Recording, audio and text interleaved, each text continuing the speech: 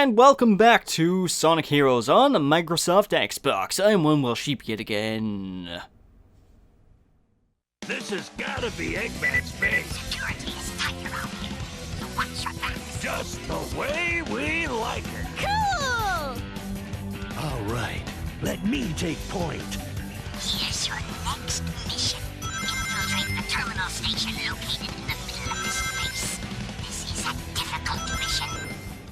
Okay, whatever you say, guy on the radio who sounds suspiciously like a good doctor I know with a high-pitched voice. Yes, ladies and gentlemen, welcome back to Rail Canyon, and this mission by here is one of the few missions of Team Chaotix's playthrough where the mission itself is literally just go straight to the end, just go straight to the end of the stage, so nothing really new is here, although I do believe this grind rail sequence is going on for longer than usual, but it could just be me. Honestly, this stage is more different. Well, actually, I'd say it's drastically different compared to the other characters' equivalents of this level, just because of Team Chaotix spends an even much longer amount of time on each of these rails, progressing from rail to rail, you know, ladies and gentlemen. So get used to rail grinding, get used to manipulating where you go, because that's basically all the stage amounts to. It's basically the equivalent of a roller coaster ride. It is the equivalent of a Sonic the Hedgehog roller coaster. So, yeah, there is that, to tell you that much. But honestly, this is a bit more of a, despite what the guy on the radio said, this isn't all that difficult a stage. They say it's a difficult mission, but it's really not. This is about the same difficulty as Team Sonic's level, maybe even easier to Team Sonic's Rail Canyon thing stage, so, basically, just get to the end of the stage and you shouldn't really have too much trouble. Although I do feel that the grind railing sequences themselves are a little bit more tricky than, say, the Sonic sequences. Which, to be honest, is expected because largely the stage is a lot more grind happy than it was when you were playing a Sonic. But otherwise, you know, you shouldn't have too much trouble with this one. It's the same sort of deal you've come to expect. Just basically keep going at your own pace. Although one thing you will need to watch out for is a large number of the rails in the stage will tend to explode on you, which means it's very likely you're going to drop into a bottomless pit at some point, or be in danger of dropping to a bottomless pit at the very least. So you just need to pay attention to that, you know, folks. But you know, for the most part, if you know what you're doing, it shouldn't be too much trouble. You should be able to quite easily figure out where the bottomless pits are coming up. They're usually really well telegraphed, and I don't think the bottomless pits are as any much more of a danger as they were when you were playing as the other teams. It's just, you know, that's just one of the biggest things you need to watch out for in this zone. You know, you just need to watch out for the pits, and hopefully you don't die. What can I tell you? Although I will be perfectly honest, I do actually love the designs on these trains by here on this stage, because of they got this really angry-eyed face on them, and I just think, question, why would you put angry eyes on a train? For what purpose would you do that, other than to either make a Thomas the Tank sort of show, or I don't know. That's always caught me as weird. I never understood quite why the trains have angry eyes. Maybe they're sentient trains or something, or Dr. Eggman really likes his automobiles to look angry and evil. What can I tell you, ladies and gentlemen? I don't know, maybe I'm thinking a little bit too much into this, but you know, it's a neat design. I like the way they look. They even got horns on the trains. They're like the most some of the most intimidating trains I've ever seen in all my life. Not that I've seen many intimidating trains, mind you. Most trains are pretty bleh. You know, they all look the same for the most part. They all look like those choo-choo chugga-chugga things. What am I saying? Ah. But anyway, like I said, you can also speed up the grinding as well by holding down the X button and sort of shifting your weight with the analog stick, which is a little bit finicky. It's not as refined as it was in Sonic Adventure 2 in terms of in Sonic Adventure 2, you pretty much had to shift your weight on when you were grinding on rails, otherwise it was very likely that you were going to die. But that's not so much the case with this one, ladies and gentlemen, so you don't have to worry about it too much. You just shift your weight in order to try and get better speed. The only problem is there isn't really much visual indicator that you're shifting your weight to the left or right of a rail, and it's not really. for me personally, I just find it to not be very apparent which way I need to shift my weight in order to speed up. So sometimes you'll see me go ultra slow, and you kind of see my character tilting to the left and right, kind of, but I don't know. I can't really figure out how to speed up maximum speed on these rails.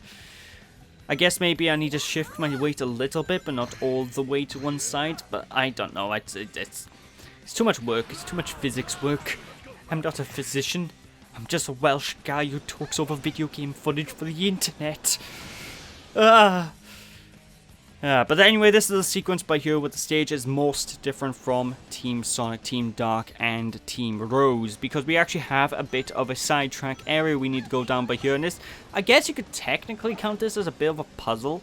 What we basically need to do is we need to go into the middle of these rails, find the right switches in order to gain access to the grind rails a bit further up ahead. Otherwise, we will not be able to progress properly, you know, ladies and gentlemen. So for this sequence in the stage, it's really just a matter of going to the right point, jumping off the rails, finding the right switch, and then hitting the switch in order to open up even more rail points so that you can gain access to, so you can gain access to the way to go in the future. What can I tell you, ladies and gentlemen? What can I tell you? Indeed. Yes, rather. But it can be a very easy area to get yourself turned around in, and it's very easy to get yourself confused as to where to go next. So I know when I first played the game when I was a wee lad, well, not so much a wee lad, but when I was younger, when I first played this game, I got kind of really confused and figuring out where to go. I just, for the life of me, couldn't figure out this level. I was stuck in here for over 15 minutes just trying to figure out what I had to do.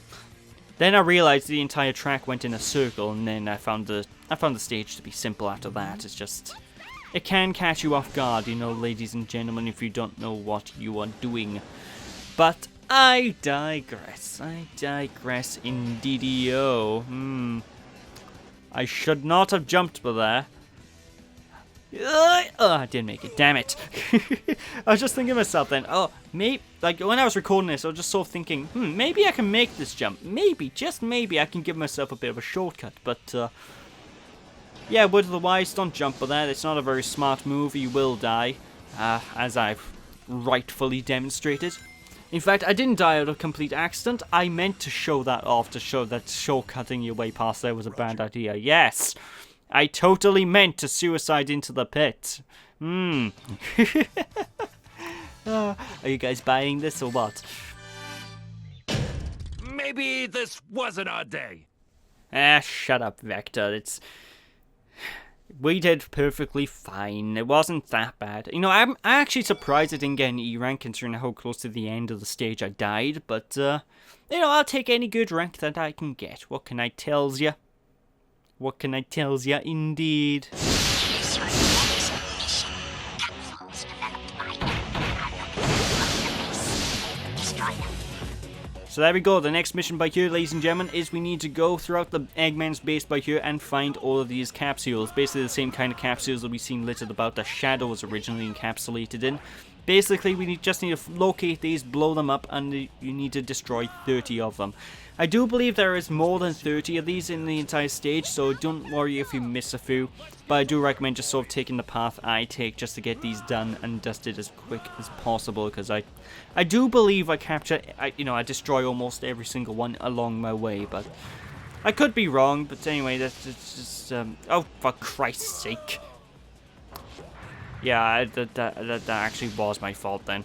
But, basically take the same pathway I'm taking, you should be able to find a great deal of these without too much hassle.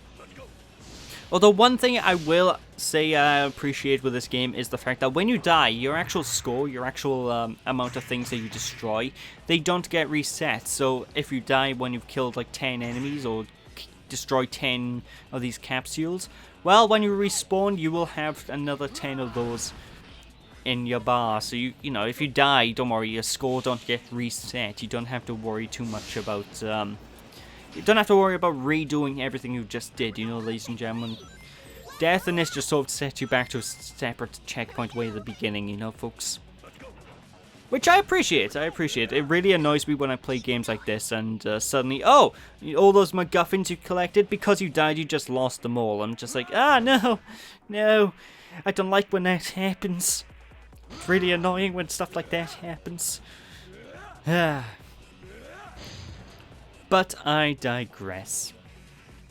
But yeah, honestly, I do appreciate when games do stuff like that. It's like one of the things I love about, I know it's a completely different genre platformer, but that's one thing I like about Banjo-Tooie, is that in that game, because you don't actually lose progress on anything you get when you die, what I tend to do is I usually kill myself in order to use myself as a shortcut in that game, which, honestly, if anyone's going to follow other LPs that are non-Sonic related on this channel, you know, you're probably very likely to see that in the future, because one of my upcoming LPs is going to be Banjo-Tooie, so not right away. I want to tackle some more Sonic games first, but you know, it's on my to-do list, ladies and gentlemen.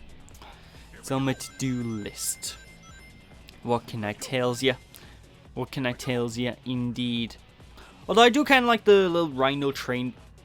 SBO? SBO? Where's SBO? Oi!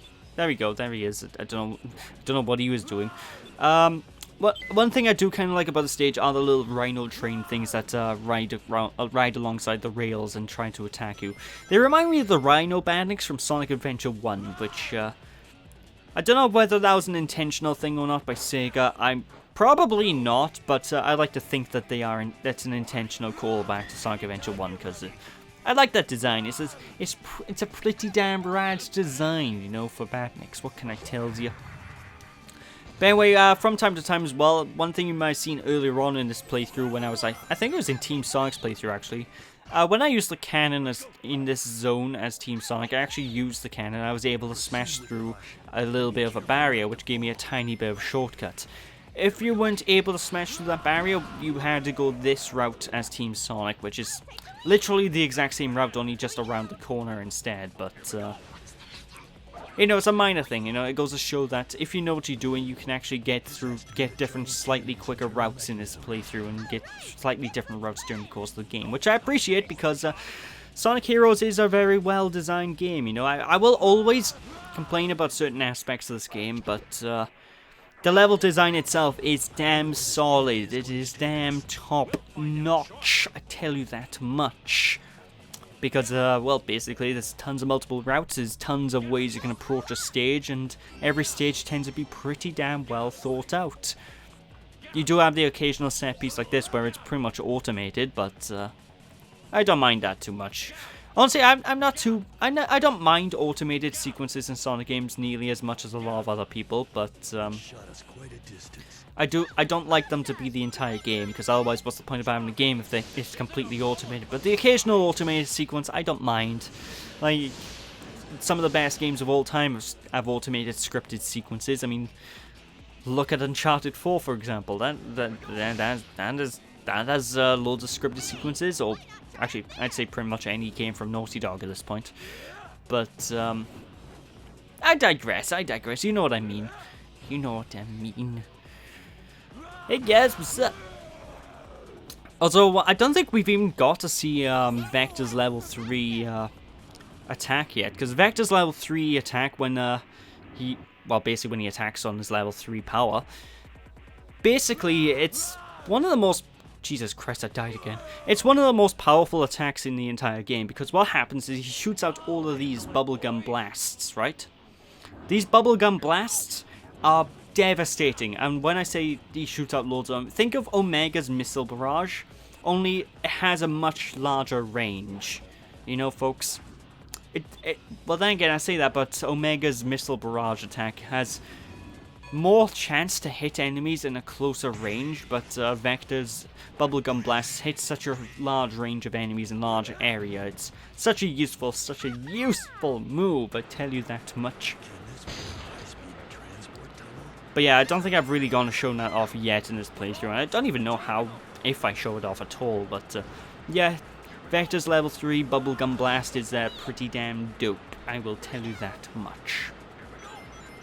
And of course, for SBO and all the speed characters in the game as well, the the same stuff applies to all of them. You know, when you get to level 3, you will have an added wind property to your homing attack and what have you, which is pretty damn cool. And yeah, also Espio's stealth ability there as well that you just saw. We'll pay attention and remember that you have access to that, because we are going to be needing that stealth ability much later on in the final zone of the game. So, you know, that it isn't just a cosmetic difference, it does do things. Well, we know it does things because we used it way earlier on in the casino stage to get through a laser gate, but it does something other than you going through lasers, you know. It does hide Espio from enemies down the line, which is mandatory. It is mandatory to not get caught by enemies in an upcoming stage, because an upcoming level will be a stealth level. Not right away, but, you know, later down the line there will be a stealth level to deal with, so hope you guys look forward to that. That stage is a pain in the ass, but again, I'll talk about that when I get to it. I'm getting a little ahead of myself here. But with that, we're pretty much at the end of the stage. Like I said, there's more than enough capsules located throughout the levels that you need to whack. You know, I missed a couple on that little bobsled sequence, but I do appreciate that. I do appreciate they have more bobsleds than you absolutely need in order to complete the stage. It makes things a great deal better in my professional opinion. Yes. There's nothing worse than going through a stage and you have to collect an exact amount of objects that the stage only has that exact amount of objects, you know? Just makes things tedious, what can I tell you? That must be... What do we do now? Dr. Eggman's secret weapons must be aboard that ship. Destroy it before it reaches the canyon. Piece of cake! Ready all cannons! Open fire! Behold the beauty of my music! I kind of wish they did sort of like covers of, you know, very bad covers of songs just for that sequence. Just for the sake of having a little gag, like, let it go! Actually, no, if it was Vector, it'd be more like, let it go! Let it go! I can't do a Vector voice, that's the closest you're gonna get out of me. Find the computer room! Oh god, my throat. But anyway, I'm going to leave you off with a cutscene here now, ladies and gentlemen. So thank you all for watching. Hope you all enjoyed. Don't be sheepish, people. And I will catch you all again. Bye! Good job, boys. Guess that Eggman was a fake after all. Of course it was. Oh? Listen carefully. There's a jungle just to the north of here. Go there immediately. Got it. You know what? Our client sure seems to know a lot about this Dr. Eggman guy. Definitely an agent. A relative, perhaps. Strangely enough, I had the same weird feeling about our client's real identity. It could be you-know-who.